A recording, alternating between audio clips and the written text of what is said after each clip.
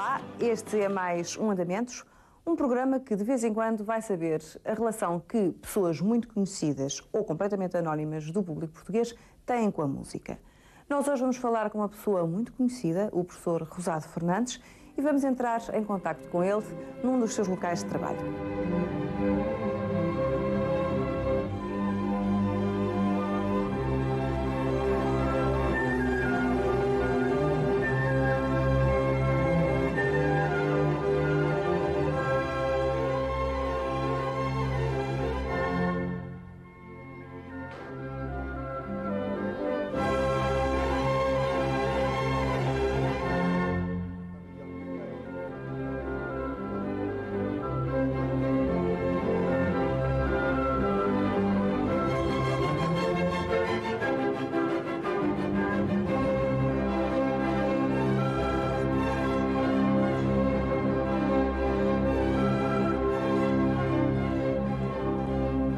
Professor, em primeiro lugar, muito obrigada por ter aceito o nosso convite. Obrigado, eu.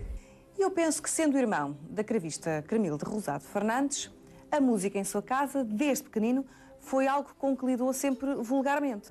Isso era se ela fosse mais velha do que eu, mas ela é mais nova do que eu. Não, mas enfim, eu penso que há aí uma tradição que já vem de trás, não é? Não, espero, mas é que havia uma peça fundamental lá na família, que era a minha mãe. Claro. A minha mãe tinha o curso praticamente completo do conservatório, deixou de o acabar, coisa que eu sempre critiquei por isso violentamente, porque casou com o meu pai e me teve esta deliciosa criança que era eu. E naturalmente ela sempre tocava em casa e era um prazer ouvi-la, porque tocava muito bem Chopin, tinha umas mãos ótimas para tocar. E quando eu era miúdo, tentou ensinar-me, e começou a ensinar-me mesmo piano. Infelizmente, depois não persistiu. Eu estava mais interessado em brincar ou jogar futebol ou coisa parecida. Já a minha irmã era nascida e eu já a torturava com o meu irmão mais velho, como é normal. E é normal, mas não é aconselhável. Não aconselhável, exatamente. E naturalmente havia um certo ambiente lá em casa. Musical, sim. E eu comecei a tocar peças fáceis de Mozart, a Marcha Turca, o Fiordalisa de Beethoven. Já tocava aquilo bastante razoavelmente. Mas depois não tive continuação e hoje tenho a maior das penas de não saber tocar um instrumento, porque é uma grande companhia. A sua ligação com a música na infância não era só em termos desses mini-saraus. Saía para ir ao exterior. Não havia mini-saraus, coisas nenhuma. Não havia saraus lá em casa. Era gente muito severa. Tocavam cada um para si. Minha mãe tocava e era comigo. E eu ouvia a tocar numa das salas e isso acompanhou-me sempre. Mas depois, já na minha adolescência, eu estava já a acabar o liceu, nós íamos a São Carlos e íamos a concertos. Íamos a concertos, olha. Lembro-me de ter visto o Giskin, que nessa altura era o maior intérprete, ele e o Wilhelm Kempff, de Beethoven, e eu vi as sonatas todas dele. Acho que foi no São Luís, se não me engano. Deliciou-me. E digamos que o ir a um concerto fazia parte da vossa vida cultural, como ir ao cinema? Eu ia com a minha mãe, meu pai não era muito musical, e eu ia com a minha mãe. Depois passámos aí também ao São Carlos. Vi aí ótimos cantores, sei lá, lembro-me do Ramon Vinay, que eu depois vi em Bayreuth, no Parsifal, que era um chileno, era um tenor dramático magnífico. Vi a Canilha, vi a Inga Borca a cantar o Navio Fantasma. Apanhou ainda por cima a época áurea do São Carlos. Sim, julgo que sim. Havia um bocado de cenoubeira ligada ao São Carlos, mas ao mesmo tempo havia boa qualidade. E havia uma qualidade que, infelizmente, depois começou a ser discutida e depois há aquele problema político, se deve financiar ou não se deve financiar a cultura. Eu acho que, embora seja um homem de direita, acho que se deve financiar. Que se deve financiar a cultura quando um povo é ignorante, e acho que é de avançar com isso. E, naturalmente, tudo isso me marcou brutalmente. E sempre fiquei com a ideia de que, pelo menos, olha, ficava a dever isso à educação que tive, de ter alguma preparação musical e de não ficar assim embasbacado quando ouço uma peça musical e saber apreciá-la. Até, inclusive, consegui depois apreciar o Prokofiev, o Stravinsky. Claro que com o Schoenberg já tinha mais dificuldades, que isso aí talvez seja necessário ou saber música ou ignorá-la, não sei. De maneira que... E tive sempre às uma vezes certa saber de música ligação. não quer dizer que se goste, porque pode-se saber como é que as coisas são feitas e mesmo assim essa música pode não nos agradar. Sim, naturalmente que aí há uma parte subjetiva que Claro. é fundamental. Hoje em dia, qual é a sua relação com a música? A minha relação com a música é uma relação esporádica. Mas falou-me, por exemplo, em Bayreuth. Sim, mas isso eu tinha 20 Ah, anos. Viu em Bayreuth, mas Ainda vi o Hans Knappersbusch, que era o grande hoje em dia não se maestro. desloca a Bayreuth ou a Salzburgo. Não. Eu estava lá nessa altura, ainda me lembro de ter visto a Begum e toda aquela Sim. sociedade europeia que é a Bayreuth. Fiquei impressionado com o teatro todo em tijolo, com umas cadeiras em que depois das 5 horas do Parsifal o nosso traseiro ficava a doer. E nessa altura alemã da minha formação, porque tenho uma formação ligada à Alemanha e à Inglaterra e enfim, a todos os países da Europa, sou, digamos, fui sempre um europeu. E lembro-me que uma vez, com um colega meu da Universidade de Mogúncia, de Mainz, que era filho de um pastor protestante da Westfália, decidimos ir ver se falava o Platt Deutsch, o baixo alemão, se os flamengos o entendiam e se os holandeses o entendiam. Então, houve dificuldades nesse aspecto, mas isso permitimos, no pequeno Fort Towns que eu tinha, de irmos até Hamburgo e aí que sucedeu uma experiência, quase que uma espécie de revelação divina. Eu ia com um rádiozinho ordinário que tinha o carro e ouvir a Sexta Sinfonia, portanto a Pastoral. Como sabe, das Pastoral, se não me engano, se bem me lembro, tem uma parte de uma tempestade, não é? E depois tem a bonança. E eu apanhei uma tempestade, houve uma coincidência estranha, quase que mítica, uma tempestade brutal no caminho. E a certa altura, quando chego à Hindenburger Heide, que é uma vasta planície de Urze que vai até Hamburgo, eu, depois da tempestade, Apanhou também a bonança. veio o sol a romper pelas nuvens. Isso foi a experiência que mais me impressionou toda a minha vida. Uma recordação que ainda recordo com imensa nostalgia, com imensa saudade. Eu tinha feito a pergunta, mas entretanto interrompi-o e a conversa derivou para outros campos. Qual é a sua relação hoje em dia com a música? A minha relação com a música é esporádica. A música na minha vida tem sido outra, tem sido uma música de luta.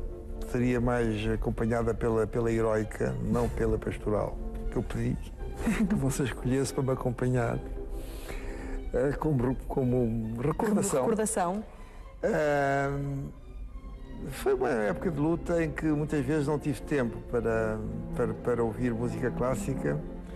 De vez em quando, para me divertir um pouco, visto que é preciso rir um pouco no meio desta tristeza toda, que às vezes nos pode rodear e é preciso ter algum humor.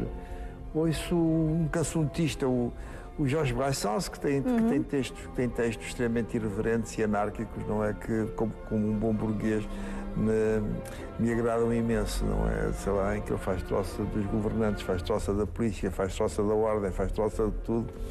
E naturalmente, muitas vezes refugio-me nisso. Mas tenho lá em casa a minha mulher, que gosta, que é melómana, que gosta muito de música e que quando a ouve eu também a ouço.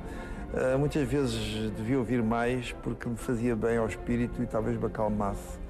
Mas as músicas abandonaram um pouco. No entanto, outro dia, para reviver algum passado, para revisitar algum passado e lembrando de alguns baixos que eu tinha ouvido, fui comprar um disco do Boris Christoff. Eu tinha uma ópera de Mussorgsky que me tinha impressionado imenso, tinha sido o Boris Godunov. E toda aquela polifonia russa sempre me impressionou imenso, não é? Toda a música sacra russa também me impressionou.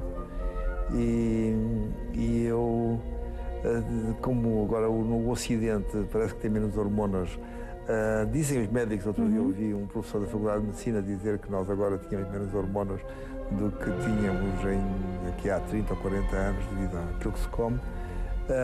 Os russos ainda mantiveram, e os búlgaros, acho Sim, que são excelentes baixos. búlgaro, têm ainda baixos, e ainda se ouve nas músicas de igreja os baixos a funcionarem. De maneira que estive a ouvir novamente a morte do Boris, que tinha sido uma peça que me tinha encantado e que tinha comovido imenso. Portanto, eu posso concluir que, embora as musas o tenham abandonado, o bichinho está lá, o bichinho da infância, porque de vez em quando quer revisitar o seu passado em termos não é musicais. só o bichinho, é o imenso respeito. É o saber que o mundo ocidental dispõe, em primeiro lugar, de ter o Estado separado da religião, que é uma coisa maravilhosa. Em segundo lugar, um estudo de humanidades magnífico. E nesse estudo de humanidades, tal como na Idade Média, também inclui a música. E a música e as humanidades seriam uma excelente ajuda para que os dirigentes tecnocráticos que hoje existem no mundo dirigissem melhor os países que têm. Como o Jefferson, como outros, que de facto tinham acesso à música, às letras e não só aos indicadores em que frequentemente erram e dizem as maiores asneiras. Professor Rosado Fernandes, uma vez mais, muito obrigada por ter aceito o nosso convite. Obrigado, e agora Samuel. continuamos andamentos com um projeto novo, o Sintra Estúdio de Ópera.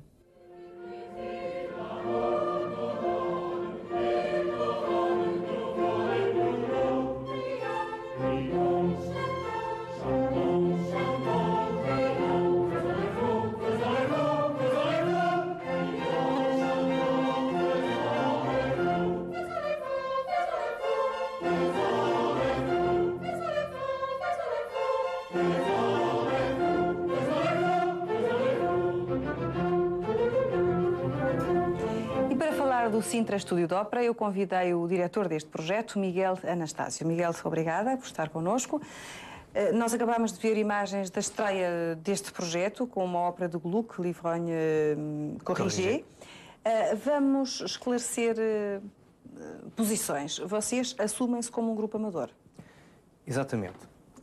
Este projeto, Sintra Estúdio de Ópera, resultou de uma simples conversa com a atual diretora artística, que é a professora Albertina Xavier, porque nessa conversa chegámos à conclusão que é, de facto, muito difícil fazer-se ópera em Portugal ou atividades relacionadas com o canto ou com a apresentação de jovens cantores, de estudantes de canto. Há muito poucas oportunidades. E, neste sentido, e um pouco assim, de uma forma mais ou menos sonhadora, decidimos, nessa conversa, por que não criarmos o nosso próprio projeto, lançarmos mãos à obra e tentar criar nós qualquer coisa. E foi dessa maneira que surgiu o Sintra Estúdio de Ópera. Portanto, as pessoas que nós acabámos de ver a nível do canto também convém referir que são estudantes. São estudantes de canto, exatamente. Numa fase ainda primeira. Há alguma disparidade. Portanto, existem algumas pessoas que já estão quase a terminar o curso, outros estão no início. Existem algumas pessoas que não têm formação propriamente de canto, a não ser experiência coral, portanto, em grupos corais.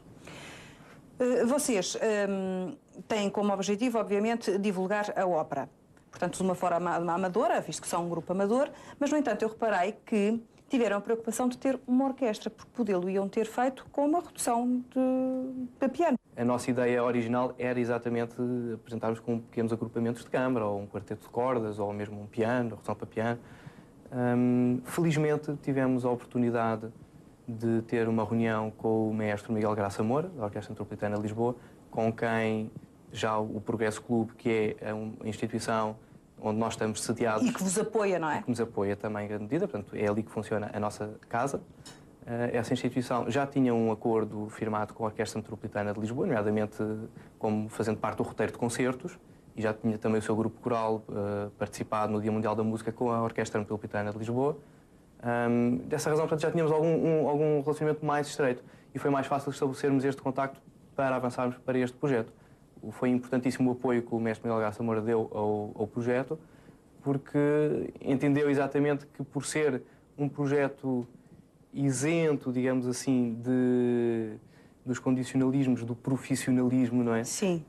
Que talvez tivesse uma outra chama, não é? Que tivesse uma outra paixão para se realizar as coisas, e disponibilizou de imediato dentro da academia. Exato.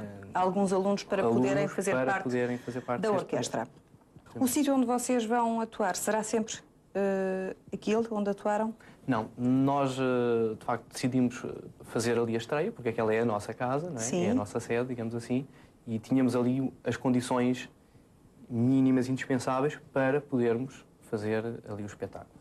No entanto, levámos este espetáculo a outros 2 locais em Lisboa, portanto, o Palácio da Independência e o auditório da Orquestra Metropolitana de Lisboa. Nestes 2 últimos sítios em Lisboa apresentámos a ópera numa semiversão de concerto, ou seja, mantivemos toda a encenação, excepto a iluminação, porque devido à especificidade do local não era possível. Nesta linha vamos continuar também assim. Portanto, a vossa ideia não é circunscreverem-se àquela área de Sintra, portanto, mas é fazer uma descentralização. Portanto, este projeto, para além de vos incentivar a vós e ao público, obviamente, para a ópera, também tem o intuito de descentralizar este estilo de música. Esta ópera vai partir para uma turnê nacional. Estamos neste momento já, a equipa de produção, a desenvolver alguns contactos com câmaras municipais para levarmos aos mais diversos pontos, desde norte a sul, esta ópera, porque é uma pena, de facto, produzir-se um espetáculo destes, e ficar por só mais simples ou complicado que seja, não é? Vale a pena mostrar isto ao público. E tanto mais que esta ópera que nós fizemos foi a estreia em Portugal. Nunca tinha sido feita em Portugal, tanto quanto revelaram as nossas investigações. Miguel Anastásio, parabéns pelas vossas intenções e boa sorte para o futuro. Muito obrigado. E uma vez mais, em andamentos, vamos dar-lhe conta daquilo que se passa na capital europeia da cultura. Nos próximos dias 29, 30 e 1 de julho, o Ballet Gulbenkian estará no Porto. Do programa eu destaco a estreia mundial de Cantata, uma coreografia de Mauro Bigonzetti. Nós estivemos num dos ensaios e captámos a opinião do coreógrafo.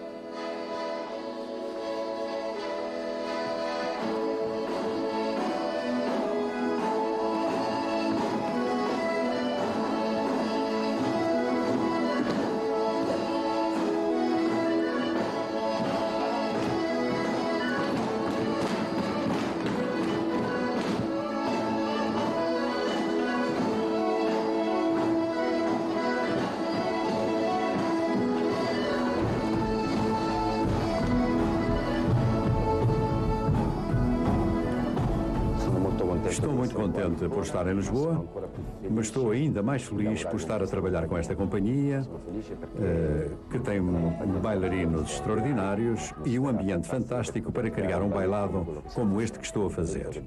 É um bailado com músicas napolitanas, música tradicional. Escolhi esta música porque penso que Lisboa e Nápoles são 2 cidades diferentes, mas não tão distantes quanto isso.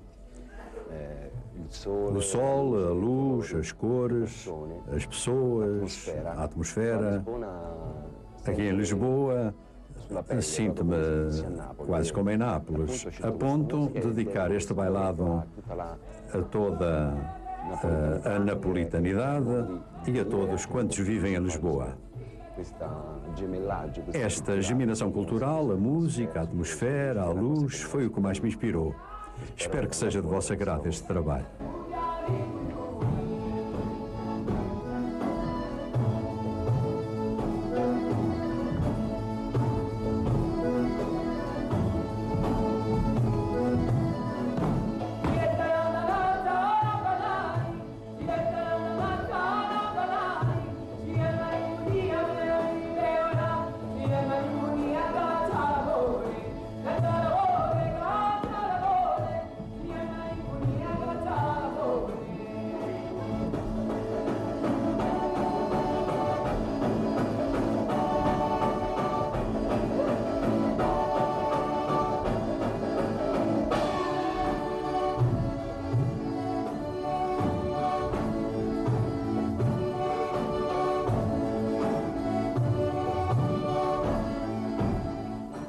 Uma nova realidade no nosso panorama musical é o crescente aparecimento de escolas de música fora dos grandes centros, nomeadamente Lisboa e Porto. Tem razão, não tem, Rui? É verdade, durante décadas sucessivas, realmente, quando se falava do ensino da música erudita, falava-se nos conservatórios de Lisboa e do Porto, e depois a grande maioria do território estava coberta apenas por escolas não reconhecidas, muitas vezes ligadas a orfeões ou a bandas, que tinham um papel fundamental, mas que não davam formação avançada neste sentido.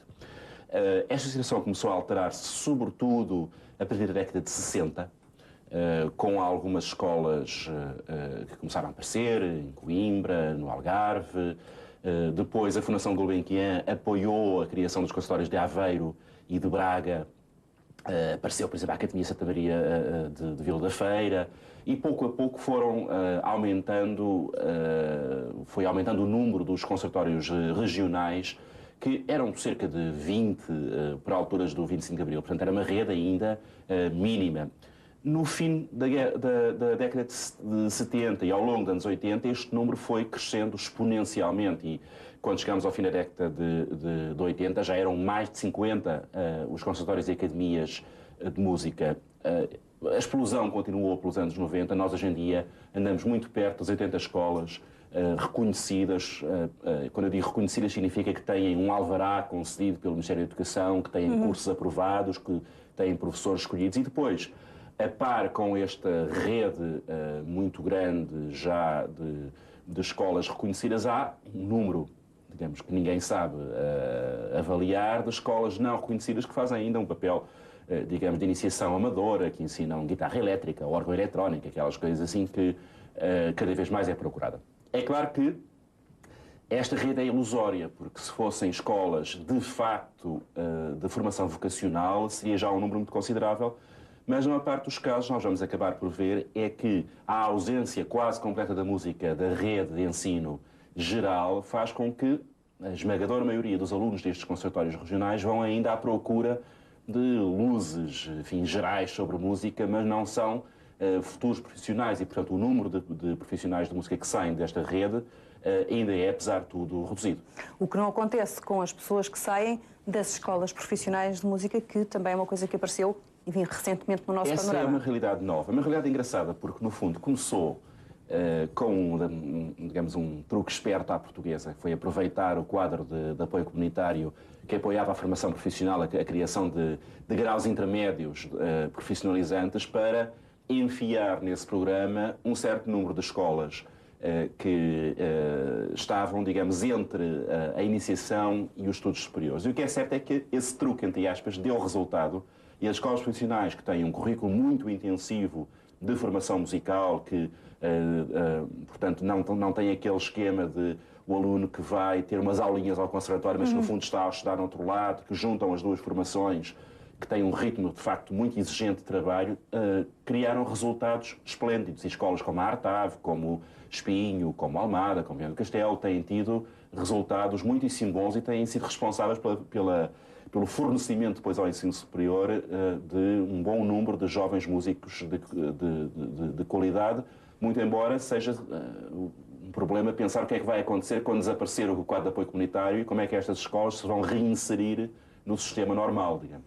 Falaste na passagem que essas escolas dão para os alunos, para o ensino superior, outra coisa que também tem vindo a crescer. É verdade, há já cursos superiores de música na Universidade de Aveiro, foi a primeira, na Universidade de Évora, na Universidade do Minho, há um mestrado na Universidade de Coimbra, estão agora em pleno processo de desenvolvimento de cursos de música nas universidades do Algarve, da Beira Interior, de Trás-Montes e Alto Douro. Portanto, muito em breve, praticamente todos os sistemas universitários de Estado terão o seu curso de música, para não falar dos politécnicos, como o caso de Castelo Branco, já tem um excelente curso de música a funcionar. E como é que tu fazes a relação desta rede de escolas e das pessoas que saem desta rede de escolas com as necessidades do nosso país? Olha, esse é que é o problema principal, porque nem há propriamente lugares na rede de ensino normal para todos estes jovens que vão saindo e que poderiam ser garantias de formação genérica da música para todas as crianças no sistema escolar, porque a música só existe num momento muito breve do Sim. básico e depois desaparece. Nem ao nível da vida musical ativa existem estruturas de acolhimento, porque não há um número suficiente nem de orquestras regionais, nem de agrupamentos fixos de música de câmara, Exato. nem uma rede de circulação de espetáculos musicais que dê emprego suficiente a estas pessoas que saem estas daqui. pessoas que estão a sair. Portanto, Eu tenho esperança de que este aumento em quantidade e em qualidade de fornadas sucessivas de jovens músicos seja mais um argumento para obrigar, no fundo, o Estado a repensar os investimentos que falta fazer nestas duas áreas, ou seja, no acesso generalizado das crianças ao ensino da música no âmbito do ensino geral, por um lado, e do acesso dos cidadãos a uma oferta musical que dê também emprego a estes jovens que cada vez mais surgem com qualidade. Porque senão chegamos à conclusão que estamos a gastar muito dinheiro para criar bom público, não é? Exatamente. E então não é o suficiente. Rui, até para a semana. Eu despeço-me de si também até ao próximo programa. Até lá.